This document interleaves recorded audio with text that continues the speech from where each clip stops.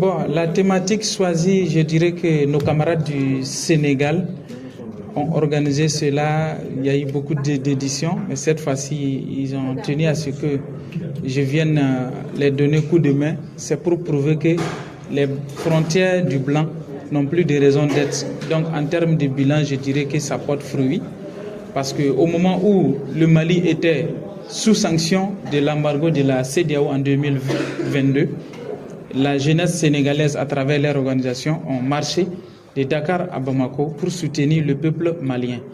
En 2023, quand le Burkina aussi était sous des menaces où on disait que c'était jaune ou rouge, personne ne pouvait aller, la jeunesse sénégalaise, à travers leur organisation, ont marché de Bamako à Ouagadougou à pied, où ils ont été reçus par les plus hautes autorités du Burkina et du Mali.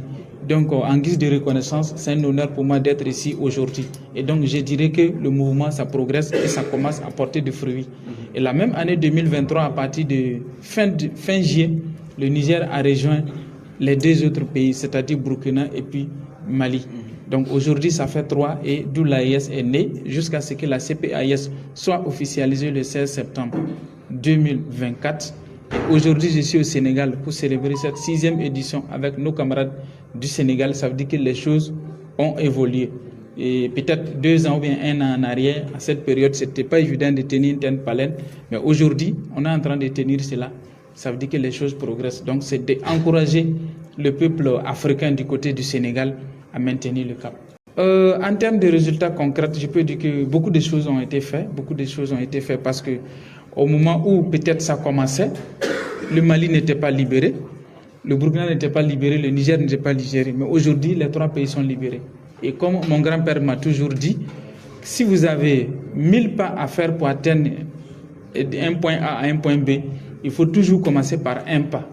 Si aujourd'hui l'Afrique a 54 pays, et notre rêve c'est de voir tous les 54 pays se fédérer pour être un seul État fédéral comme la Russie, comme les États-Unis.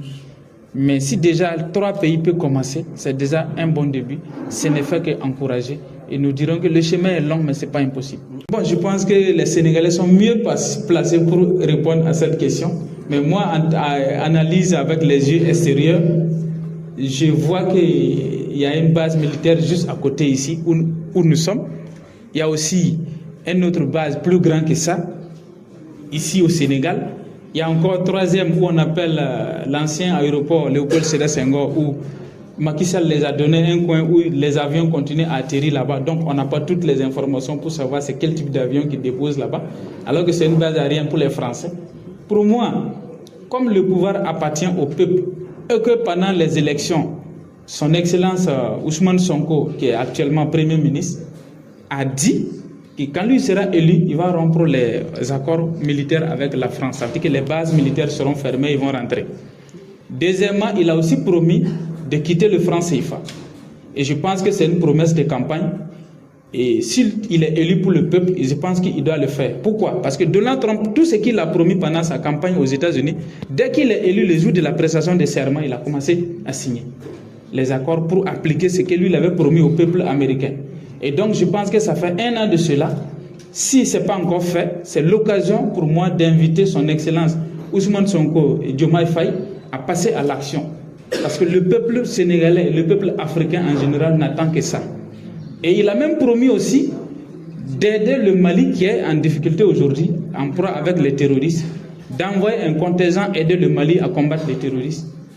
Et ces promesses-là, comme une promesse est une dette à réclamer, et moi, ici, étant un fils de l'AES aujourd'hui, c'est l'occasion pour moi, comme je suis sur la terre de la Teranga ici, de rappeler à ses excellences que les promesses-là, nous n'avons pas oublié, comme c'est une dette à réclamer, nous réclamons cela.